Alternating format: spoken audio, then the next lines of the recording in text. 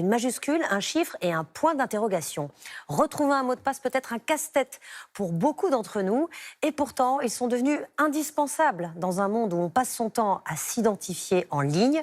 Comment s'y retrouver et éviter les piratages? Dans l'enfer des mots de passe, Noé Poitvin et Élodie Delevoye. Ils sont si nombreux qu'on a bien souvent du mal à les retenir. Se connecter à ses mails, un mot de passe. Réseaux sociaux, sécu. À chaque fois, il faut un mot de passe. Impossible de les éviter au quotidien. Alors, comment gérer ces nombreux codes secrets en toute tranquillité?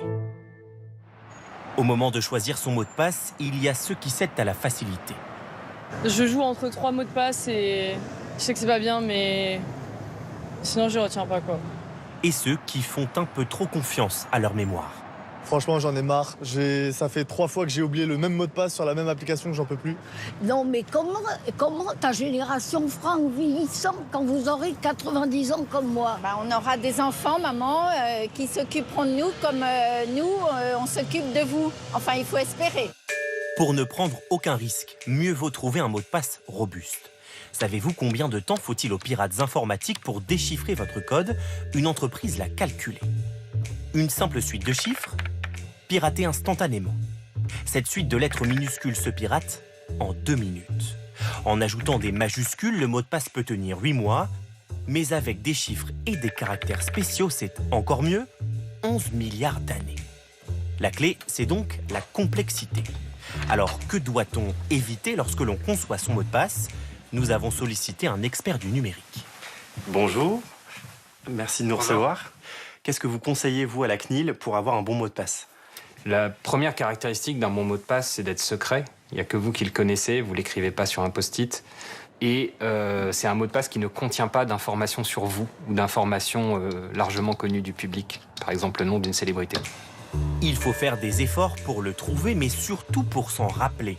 L'option la plus simple, un carnet et un crayon. La liste, c'est le meilleur moyen pour être sûr de ne jamais oublier ses mots de passe, et pourtant c'est à éviter. Bon, j'ai répertorié tous mes mots de passe du quotidien. J'ai déjà plus d'une 50aine de mots de passe et j'ai même pas fini. Et si j'ai le malheur de perdre mon carnet, je suis fichu.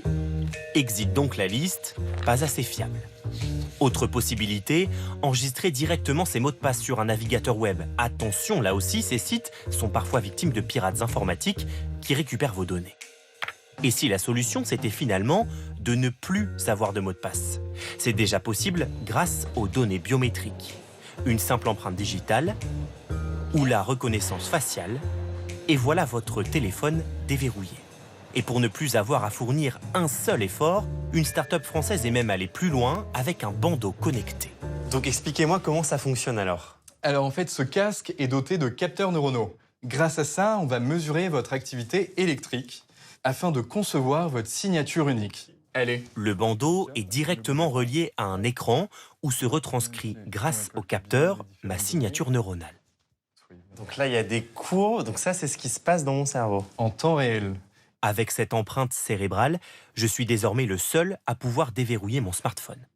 Génial, vous venez de déverrouiller votre téléphone. Sauf que là, moi, j'ai rien eu à faire, en fait. J'ai pensé à rien, ça s'est fait tout seul à ma place, finalement. C'est le cœur de nos technologies. Dans le monde de demain, vous n'avez plus rien à faire. Vous pouvez accéder à vos espaces personnels en toute simplicité.